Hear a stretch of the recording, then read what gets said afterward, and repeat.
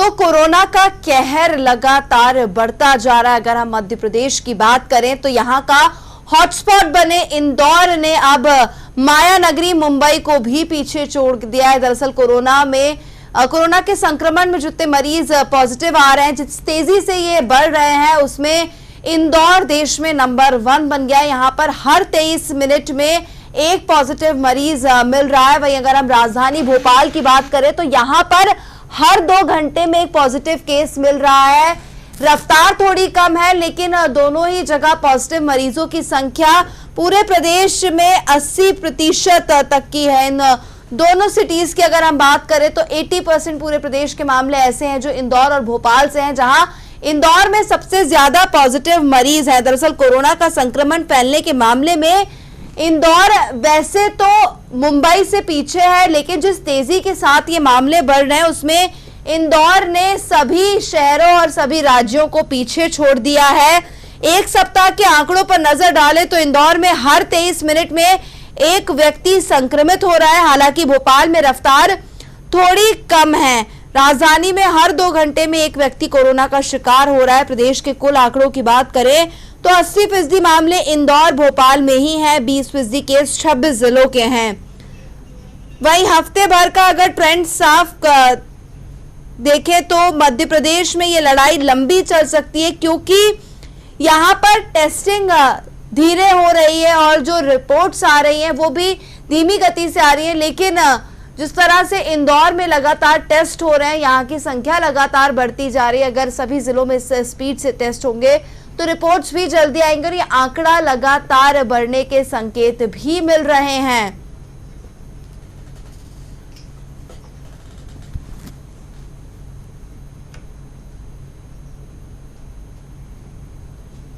तो इंदौर और पूरे प्रदेश के हालात पर चर्चा करने के लिए हमारे वरिष्ठ सहयोगी अभिषेक श्रीवास्तव हमारे साथ लाइव जुड़ गए हैं।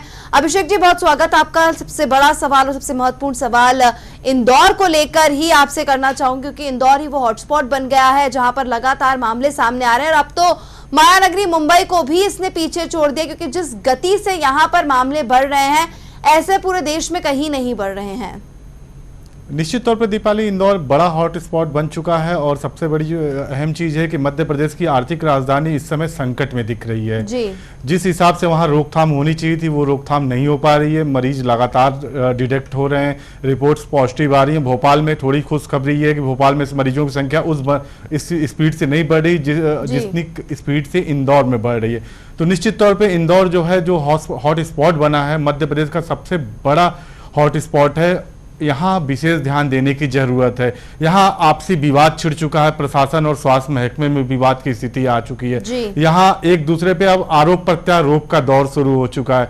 तो अहम यह है कि लोगों को सुरक्षा और सुरक्षित करने से ज्यादा हम अब विवाद में पड़ते जा रहे हैं। हम उपचार से ज्यादा ये देखने में पड़ रहे हैं कि कौन सबसे बड़ा कर्मवीर बन रहा है। जी अभिषेक जी, विवाद तो यहाँ पर लगातार जारी है डे 1 से। अगर हम देखें तो पहले पुलिस और आम जनता के बीच में, और अब तो प्रशासन और स्वास्थ्य विभाग भी आमने सामने आ गया है।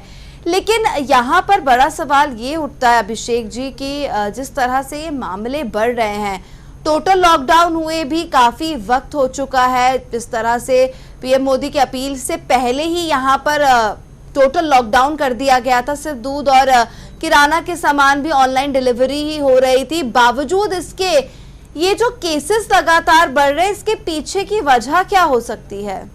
देखिए, इंदौर कलेक्टर ने सीधे सीधे आरोप लगाया कि जो शुरुआत में हवाई सेवाओं से इंदौर में लोग पहुंचे हैं वो बड़ी संख्या में कोरोना लेकर आए हैं। उस समय स्क्रीनिंग क्यों नहीं हुई? सवाल सही है और लाजमी भी है। आखिर जब सेंट्रल गवर्नमेंट ने ये कहा था कि हर हवाई अड्डे पे स्क्रीनिंग होगी, तो वो स्क्रीनिंग क्यों नहीं हुई और किस स्तर पर चूक हुई? जो भी मामले अभी तक मध्य प्रदेश में डिटेक्ट हुए उसमें शुरुआती मामलों की चर्चा करें तो वो मैक्सिमम एयरलिफ्टेड थे, यानी कि हवा से आए हुए थे।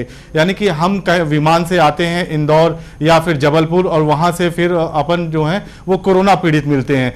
तो ये ध्यान उनका जो आरोप है बिल्कुल सही है कि शुरुआती चरण में जो गलतियां हुई हैं, उससे कई कारण इंदौर आज पूरा इंदौर सजा भुगत रहा है दिवाली। अभिषेक जी, इंदौर से हमारे वरिष्ठ सहयोगी राजेश त्रिपाठी भी हमारे साथ लाइव जुड़ गए हैं।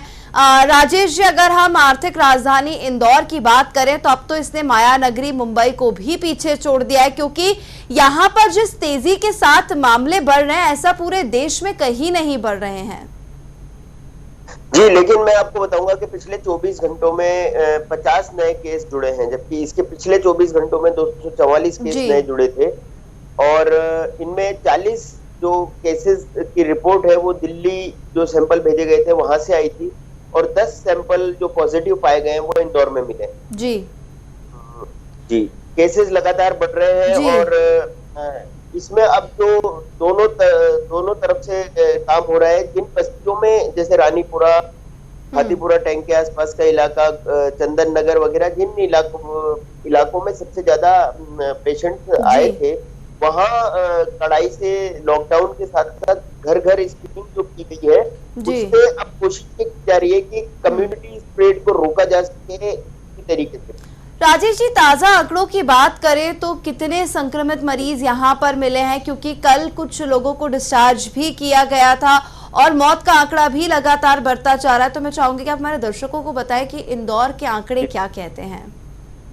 इंदौर में अभी कल 50 नए रोगी सामने आने के बाद अब 892 कोरोना पॉजिटिव पेशेंट की पहचान हो चुकी है। इनका इलाज चल रहा है। इनमें जो लोग स्वस्थ हुए हैं उन लोगों को डिस्चार्ज किया गया है और करीब 47 लोगों की अब तक मौत हो चुकी है। लेकिन इसमें चिंताजनक बात यह है कि करीब 13 कोरोना पेशेंट जो है वो अस्पतालों में जिंदगी और मौत से जूझ रहे हैं और उनकी स्थिति काफी गंभीर है। जी, यानी मौत का आंकड़ा हो सकता है कि कुछ बढ़े। बिल्कुल राजेश जी, मैं आपके पास लौटूंगी। हमारे वरिष्ठ सहयोगी अरुण तिवारी भी हमारे साथ फोन लाइन पर जुड़ गए हैं।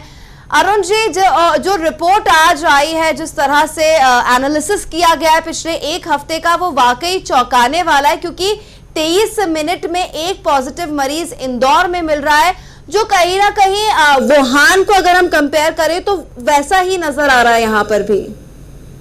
आज देखिए, इंदौर में जिस तरह के हालात बने हैं तो वो जो स्पीड है, जिस गति की बात हम कर रहे हैं कि जिस रफ्तार से कोरोना फैल रहा है, वो गति के मामले में इंदौर ने हिंदुस्तान में सबको पीछे छोड़ दिया है और मुंबई से आगे वो निकला है, अहमदाबाद से आगे वो निकला है, सिवान से आगे वो निकला है और यहाँ तक कि अगर हम कहें उसको कंपेयर करें तो वो वुहान तक जाकर पहुंचता है। तो वाकई बहुत विचारणीय और चिंता की बात ये मध्य प्रदेश के लिए जरूर है। सरकार को इस बारे में जरूर सोचना होगा कि इंदौर को केंद्र में रख के किस तरह से इस बारे में काम किया जाए, इस पूरे एक्शन प्लान बनाया जाए, क्योंकि इंदौर ही मध्य प्रदेश है।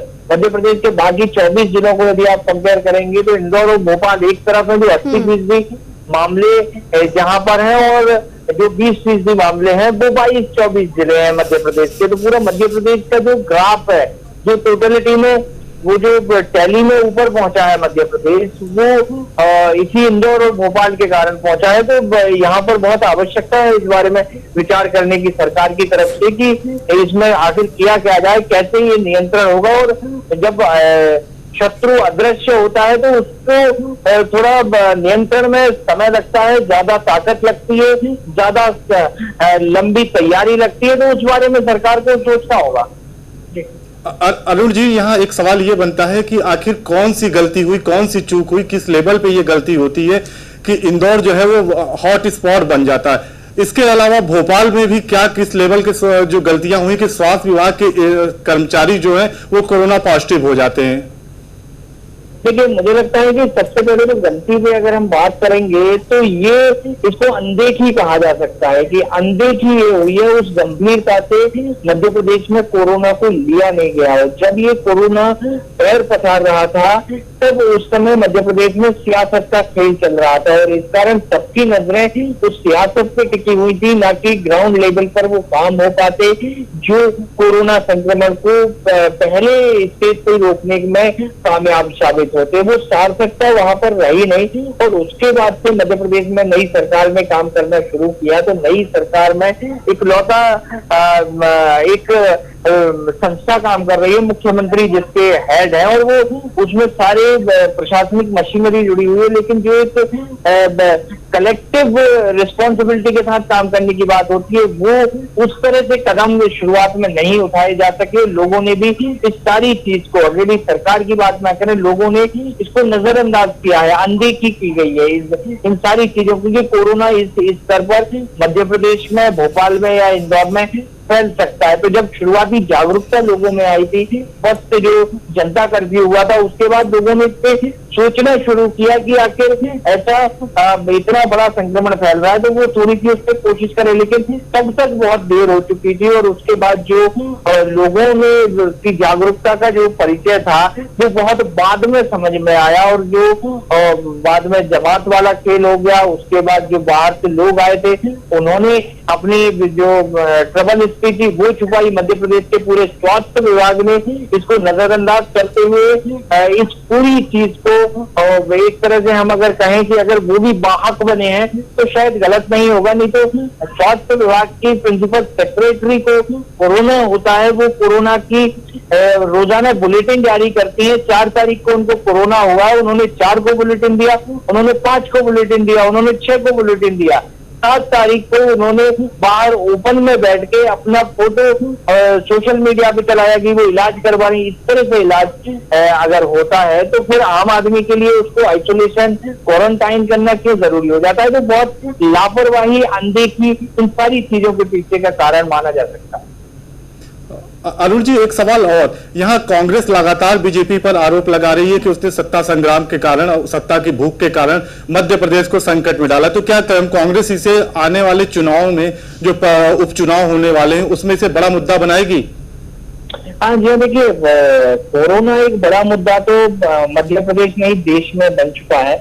और जहां तक मध्य प्रदेश की बात है तो उपचुनाव आएंगे तब कोरोना का मुद्दा इसलिए भी हावी रहेगा क्योंकि कोरोना इतने जल्दी देश से या प्रदेश से जाने वाला नहीं है कि आने वाले 3 मई को जब लॉकडाउन हो जाएगा तो शायद हम कोरोना से बाहर आ जाएंगे। कोरोना उतना ही बड़ा मुद्दा उन चुनाव के समय रहेगा। मध्य प्रदेश में जो मौत की स्थिति बनी है, जो देश में दूसरे नंबर पर मध्य प्रदेश है महाराष्ट्र के बाद, जहां मौत की रेटिंग, मौत का ग्राफ इतना तेजी से ऊपर उठा, यहाँ स्वस्थ होने वाले मरीज इतने हैं जो राष्ट्रीय स्तर से आधे लोग यहाँ पर स्वस्थ हो रहे हैं। यहाँ पर मौत राष्ट्रीय स्तर से दोगुनी दर पे बढ़ रही है। तो एक बड़ा मुद्दा है ये। जिस तरह से इंदौर की हालत हुई है, कांग्रेस इसे बनाएगी। अभी भी उसने ये कैंपेनिंग शुरू कर दी है। आज ही हम देखें तो जो आटा घोटाले की बात सामने आई है ग्वालियर से, कि जो गरीबों को आटा बांटा जा रहा है सरकार की तरफ से, उस आटे में से 1 से 3 किलो तक कम प्रति 10 किलो पे निकल रहा है। तो सारे प्रदेश में अब वो उसके जनप्रतिनिधि जहां पर भी हैं, विधायक जहां पर भी और सके, ये तुलाई करवा रहे हैं जहां जहां सरकार ने बांटा है। जो सरकार के पैकेट जा रहे हैं उनमें वो चीजों को देख रहे हैं कि कितनी मिलावट है, कितनी कमी है। तो ये पूरा मुद्दा सरकार के खिलाफ कांग्रेस बनाएगी, न केवल प्रशासनिक लापरवाही का, न केवल सरकारी लापरवाही का, न केवल मध्य प्रदेश में कई दिनों तक 3 हफ्ते से ज्यादा पे अकेले मुख्यमंत्री का काम करना बिना मंत्रिमंडल के, और न सिर्फ इसका कि मध्य प्रदेश में 10 लाख लोगों पर 100 लोगों का भी टेस्ट नहीं हो पा रहा है। तो अगर टेस्ट की गति ये रहेगी तो कोरोना समाप्त कैसे होगा, कोरोना संक्रमण कैसे रुकेगा? तो एक बड़ा मुद्दे के तौर पर कांग्रेस के लिए कोरोना का मध्य प्रदेश में फैलना जरूर रहेगा। चलिए अरुण जी, बहुत शुक्रिया तमाम जानकारी के लिए। तो हमारे वरिष्ठ अरुण तिवारी हमारे साथ फोन लाइन पर जुड़े हुए, उन्होंने बताया कि प्रदेश की स्थिति क्या है। इंदौर और भोपाल में ही 80% मामले हैं, 20% 26 जिलों में कोरोना फैल चुका है। आने वाले समय में कोरोना का कहर कम होने का नाम नहीं ले रहा। चूंकि हम इंदौर की बात करें तो हमारे वरिष्ठ सहयोगी राजेश त्रिपाठी हमारे साथ लगातार लाइव जुड़े हुए हैं। राजेश जी, एक तरफ कोरोना से जंग लगातार लड़ी जा रही है और दूसरी तरफ अगर हम बात करें यहाँ के प्रशासन और स्वास्थ्य विभाग की, तो वो दोनों भी आमने सामने आ गए, आरोप प्रत्यारोप का दौर शुरू हो गया है। तो इंदौर जैसा शहर कितनी चीजों से जूझ रहा है, जनता का सहयोग नहीं मिल रहा, शासन प्रशासन एक दूसरे के आमने सामने आ गए हैं, और भी कई सारी ऐसी दिक्कतें हैं जो अब सामने आने लगी हैं। जी, मैं अभी कई सारी परेशानियां हैं और एक नया खुलासा कल सामने आया कि हवाई यात्री आए उनके जरिए हजारों हवाई यात्री, करीब 5 से 6 हजार की उनकी संख्या बताई जा रही है और उनके जरिए कोरोना इंदौर में फैला। इंदौर अब मैं इंदौर की भी बात नहीं करूंगा, इंदौर के आसपास जो मालवा का और निमाड़ का क्षेत्र है उनके सारे जिलों में अब कोरोना के काफी पेशेंट आ रहे हैं। कल भी एक प्रशिक्षु IPS अधिकारी जो है कोरोना पीड़ित पाए गए। तो अब बड़े लेवल पे ये समस्या है, लोग जूझ रहे हैं। यहाँ को लेके राशन एक बड़ी समस्या थी, इलाज एक बड़ी समस्या थी, लेकिन उसका इंतजाम अब ये किया गया। लगातार जब ये सुर्खियां बना तो ग्रीन, येलो, रेड हॉस्पिटल इन्होंने तय किए हैं कि उन अस्पतालों में अब पेशेंट पहुंच भी रहे हैं, उन्हें इलाज मिल रहा है। यानी चीजें अब धीरे धीरे सॉल्व हो रही है। लेकिन अब एक नई चीज जो जिसके लिए आज इंदौर में बड़ी चर्चा है उसको लेके कि अब कल मुख्यमंत्री का एक बयान था कि अब इंदौर में पॉजिटिव पेशेंट की संख्या घटेगी और उसका नतीजा ये रहा कि कल जो 50 रोगी पॉजिटिव आए हैं उसमें इंदौर में सैंपल जांच किए गए करीब 200 से ज्यादा सैंपल्स में 10 रोगी पॉजिटिव, 40 रोगी जो है वो दिल्ली की जांच में पॉजिटिव पाए गए। तो राजनीति भी अब शुरू होने लगी है इस सारे मामले को लेकर, समस्याएं तो अभी बनी रहेगी। जी राजेश जी, मैं आपके पास लौटूंगी। यहाँ पर हमारे पास सतना से कुछ तस्वीरें आई हैं, वो हम अपने दर्शकों को दिखाना चाहेंगे। दरअसल यहाँ पर SP रियाज इकबाल का स्वागत किस तरह से किया जा रहा है वो तस्वीरें हम आपको टेलीविजन स्क्रीन पर दिखाते हैं, जहां पर सोशल डिस्टेंसिंग पूरी तरह से दरकिनार कर दी गई। जहां एक तरफ सरकार, पुलिस प्रशासन सब ये कह रहे हैं कि सोशल डिस्टेंसिंग का पालन करें, लोगों से दूरी बनाए रखें, घर में रहें, लेकिन हम किसी के स्वागत पर सवाल नहीं उठा रहे। लेकिन जो तरीका अपनाया गया है वो आप इन तस्वीरों में साफ देख सकते हैं कि किस तरह लोगों की भीड़ सड़क पर जमा हो गई और यहाँ पर स्वागत के लिए लोग सड़कों पर उतर आए हैं। इन तस्वीरों को देखकर आप अंदाजा लगा सकते हैं कि सोशल डिस्टेंसिंग की किस तरह से धज्जियां उड़ाई जा रही हैं। सतना की ये तस्वीरें लगातार टेलीविजन स्क्रीन पर हम आपको दिखा रहे हैं और सिर्फ सतना ही नहीं, अमूमन हर जिले में इसी तरह की कई बार तस्वीरें सामने आती है जहां पर कई लोग सोशल डिस्टेंसिंग का उल्लंघन करते नजर आते हैं। लेकिन इस बार ये ज्यादा बड़ी खबर है क्योंकि यहां पर आप देख सकते हैं कि यहाँ SP का स्वागत हो रहा है, उनके ऊपर पुष्पों की वर्षा की जा रही है और यहाँ पर सोशल डिस्टेंसिंग को दरकिनार किया जा रहा है, जबकि यही पुलिस सोशल डिस्टेंसिंग के लिए लोगों को जागरूक कर रही है, उनके खिलाफ कड़ी कार्रवाई कर रही है।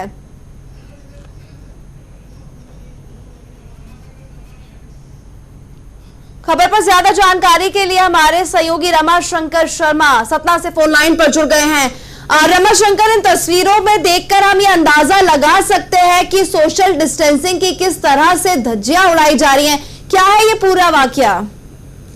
सतना में लगातार 2 दिनों से पुलिस के सम्मान और पुष्प वर्षा की मतलब इस तरीके की स्थितियां जारी रही। पहली शुरुआत इसकी 3 दिन पहले हुई।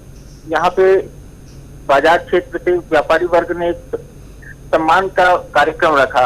उस सम्मान के कार्यक्रम के पीछे ये रहा कि पूरी SP अपनी पलटन लेके वहां पे पहुंचते हैं, उनका सम्मान किया जाता है और ऊपर से लोग अपनी छतों से पुष्प वर्षा भी करते हैं, कुछ लोग सड़क पे चलते हैं।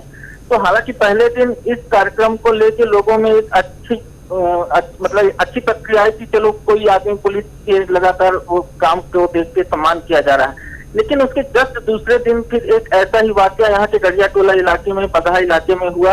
यहाँ पे प्रायोजित तरीके से एक भाजपा नेता की ओर से ये सम्मान का कार्यक्रम रखा गया। उसके बाद फिर पुलिस अधीक्षक, DSP, एडिशनल SP, वहाँ के तमाम पुलिस अधिकारी और अन्य पुलिसकर्मी काफी संख्या में पहुंचते हैं और इस सड़कों में भीड़ लगा के जिस तरीके से जाते हैं, मतलब हालात तो ये थे कि 20 बाई 20 की जगह में 68 की संख्या में लोग इकट्ठा हो रहे थे।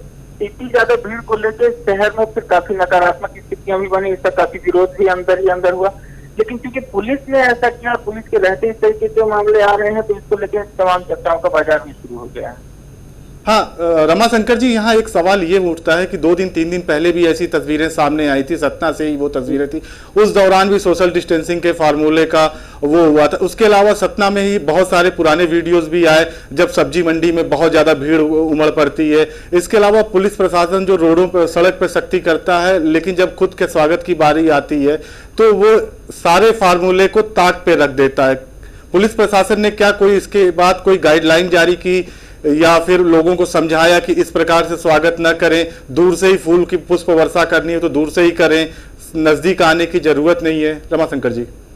अफरीद जी, आपने बहुत दुखती रख दबा दी है। दरअसल मामला ये लगातार सतना जिले में अगर आप देख रहे होंगे कि काफी लंबे समय से चल रहा है। अगर अपन 1-1.5 हफ्ते पहले से भी अपन जाए तो सतना में लगातार हम इस बात को उठाते भी रहे हैं, और आपने भी देखा होगा कि यहाँ पे लॉकडाउन का जो नियम कायदा कानून है वो प्रॉपर तरीके से फॉलो नहीं हो पाता। अगर हम शुरुआत करते हैं कि बॉर्डर से भी अगर अपन बात करते हैं तो जितने भी अंतर जिले के बॉर्डर के इलाके हैं वहां पे प्रॉपर लॉकडाउन नहीं हो पा रहा है। वाहन लगातार आ जा रहे हैं, सैकड़ों हजारों की संख्या में लोग आ रहे हैं। हालात यहाँ तक है कि 17,000 लोग अभी तक बॉर्डर से क्रॉस करके आ चुके हैं। इनमें से अभी आंकड़े जो कोरोना सेंटर में देखे गए हैं उससे काफी मिसमैच आंकड़े हैं। मतलब पुलिस के बॉर्डर में जो आंकड़े आ रहे हैं वो अलग दिख रहे हैं, यहाँ पे अलग दिख रहे हैं। अपन शहर की जब तिथियों में आ जाते हैं तो जो लॉकडाउन पीरियड होता है, जिस समय मतलब ये अपेक्षा की जाती है कोई बाहर नहीं निकलेगा, लगातार लोग निकल रहे हैं। अत्यावश्यक सेवाओं की सिर्फ अनुमति है, लेकिन उस दौरान भी इस तरीके के हालात नजर आते हैं जैसे सामान्य तौर से तमाम दिनों में बाजार के हालात होते हैं। पुलिस चौराहों पे तैनात रहती है, लेकिन जहां पे उन्हें तैनात होना चाहिए वहां नहीं हो पा रही। अब बात आती है सम्मान की तरफ। तो सम्मान वाली बात में निश्चित तौर पे क्या कोरोना वीर माने भी जाएंगे या माने ही नहीं जाएंगे, ये है भी। लेकिन जो ये सम्मान का तरीका है, जिस तरीके से भीड़ लेके इकट्ठा होकर लोगों के बीच में जाना, ऐसे न केवल उन पुलिस कर्मियों के लिए हानिकारक है बल्कि पब्लिक के लिए भी हानिकारक है। बिल्कुल रमाकांत, बहुत शुक्रिया तमाम जानकारी के लिए। यही हम कह रहे हैं कि सम्मान करने में किसी तरह की कोई मनाही नहीं है, लेकिन जो तरीका अपनाया जा रहा है वो बिल्कुल ठीक नहीं है। अभिषेक जी, सिर्फ सतना ही नहीं, अगर हम पूरे प्रदेश की बात करें तो कई जगह इस तरह की तस्वीरें सामने आई है जहां पर सोशल डिस्टेंसिंग को पूरी तरह से निगलेक्ट किया गया है। देखिए, प्रधानमंत्री नरेंद्र मोदी और तमाम जो राजनेता हैं, इसके अलावा तमाम लोग जो है वो कह रहे हैं कि आप स्वागत करिए, इन कर्मवीरों का सम्मान करिए, लेकिन इस सम्मान में ये ध्यान रखिए कि कहीं सोशल डिस्टेंसिंग का फार्मूला जो है वो तार न हो जाए। दीपाली, ये तस्वीरें जो बताती हैं कि ये निश्चित तौर पे यहाँ सोशल डिस्टेंसिंग का फार्मूला जो है वो तार हो गया। दीपाली, बिल्कुल, और ऐसी ही तस्वीरें कई बार इंदौर में भी सामने आई है। राजेश जी, आपसे यहाँ पर पूछना चाहूंगी, जिस तरह से इंदौर में पहले जनता कर्फ्यू के दिन जब ताली और थाली बजानी थी तब लोग राजबाड़ा पे निकल जाते हैं, उसके बाद भी कई बार ऐसी तस्वीरें सामने आई जहां सोशल डिस्टेंसिंग को दरकिनार कर दिया गया। तो बड़ा सवाल यहाँ पर यह होता है कि लगातार प्रयास किए जा रहे हैं, फिर भी जनता इनसे जागरूक क्यों नहीं हो रही है? क्यों कहीं ना कहीं जो लूप होल है वो सामने आ रहा है? मैं आपको बताऊं कि अधिकतर जो लोग हैं, जो आम आदमी जो है वो अपने घरों में है, लेकिन कुछ इस तरह के तत्व लगभग हर शहर में होते हैं। और इंदौर में जब ताली और थाली वाले दिन लोगों ने राजवाड़ा पे जाके जो हंगामा किया था, जो शोर शराबा किया था, उसकी इंदौर के लोगों ने आलोचना की थी। लेकिन उसके बाद इस तरह के तत्वों पर इनके साथ सख्ती की जानी चाहिए। और सत्ता की जो अभी आप बात कर रही थी, तो उसमें भी मैं कहना चाहूंगा कि सरकार को इसमें संज्ञान लेना चाहिए कि कर्मवीर जो काम कर रहे हैं वो अपनी जगह पे हैं, लेकिन किसी को भी लापरवाही करने की छूट नहीं दी जानी चाहिए। इंदौर में जो लापरवाही करने की छूट दी गई, उसका नतीजा आज हम सब देख रहे हैं कि इंदौर में लगभग औसतन हर 23 मिनट में एक कोरोना पॉजिटिव पेशेंट सामने आ रहा है। तो ये उन्हीं लापरवाहियों के नतीजे हैं। मैं आपको बताऊं कि इंदौर की जो सब्जी मंडी है उसमें 5-5 हजार लोग तक जो है वो सुबह के वक्त मौजूद रहते थे। ये उस दौर की बात है जब कोरोना के 20 से 25 रोगी सामने आ चुके थे इंदौर में, 2 या 3 मौतें भी हो चुकी थी। उस दौर में भी तो सख्ती जरूरी है, वरना जो बाकी लोग जो घरों में बैठे हुए हैं ना, उनके प्रयास भी निरर्थक हो जाएंगे। जी, चलिए राजेश जी, बहुत शुक्रिया तमाम जानकारी के लिए। अभिषेक जी, यहाँ पर एक सवाल मैं आपसे करना चाहूंगी कि कुछ लोगों, कुछ उपद्रवियों के चक्कर में उनकी जिस तरह से वो पालन नहीं कर रहे हैं सोशल डिस्टेंसिंग का और जागरूक नहीं हो रहे हैं, क्या उनकी छोटी सी गलती का ही जो ये सबक है, जो असर है, वो सब लोगों पर नजर आ रहा है और इस तरह से जो कोरोना काल है वो लगातार बढ़ता जा रहा है? दीपाली, गलती हमेशा छोटी ही होती है और वो छोटी सी गलती बाद में भयावह रूप दिखाती है, उसका असर बाद में देखने के लिए मिलता है। वर्तमान में जो सोशल डिस्टेंसिंग के फार्मूले को जो तोड़ा जा रहा है, चाहे वो भोपाल हो या इंदौर हो, सतना हो या ग्वालियर हो या जबलपुर हो या तमाम ऐसे शहर हैं, खंडवा हो, रतलाम हो, होशंगाबाद हो, तो उसका असर अब दिखना शुरू हो चुका है। तो निश्चित तौर पे लोगों को सोचना होगा कि वो जो शुरुआती स्तर पे छोटी सी गलती की गई, पहले दिन गलती जो की गई, उसके बाद बार बार गलती की गई, इसका ही असर है कि मध्य प्रदेश जो है वो पूरे देश में वो तीसरे चौथे नंबर पे खड़ा हो गया। आपका इंदौर नंबर 1 पर पहुंच गया, चाहे वो डेथ का रेशियो, चाहे पेशेंट का रेशियो। तो आप सोचिए कि हम कर क्या रहे हैं। ऐसे में जरूरी है कि जो गाइडलाइंस बने उनका सख्ती से पालन किया जाए। दीपाली, बिल्कुल यही गलती और ज्यादा भयावह रूप नहीं ले ले, इसीलिए हम भी अपने दर्शकों को लगातार ये संदेश दे रहे हैं कि वो सोशल डिस्टेंसिंग का पालन करें, लोगों से दूरी बनाए रखें, अपने घर पर रहें और सुरक्षित रहें। फिलहाल अभिषेक जी बहुत शुक्रिया तमाम जानकारी के लिए, हमारे साथ जुड़ने के लिए। तो हमने पूरे प्रदेश की बात की कि कहां पर किस तरह की स्थिति है। सबसे ज्यादा जो गंभीर स्थिति है वो इंदौर की है, उसके बाद राजधानी भोपाल और जो पूरा मालवा निमाड़ क्षेत्र है वो अब इसकी जद में आ रहा है। हालांकि राजधानी भोपाल में कुछ केसेस में कमी जरूर आई है, लेकिन अभी ये जो जंग है ये बहुत लंबी है। इसके लिए हमें सतर्क रहने की जरूरत है, हमें सुरक्षित रहने की जरूरत है। मुझे दीजिए इजाजत, आप देखते रहिए पत्रकार टीवी। नमस्कार।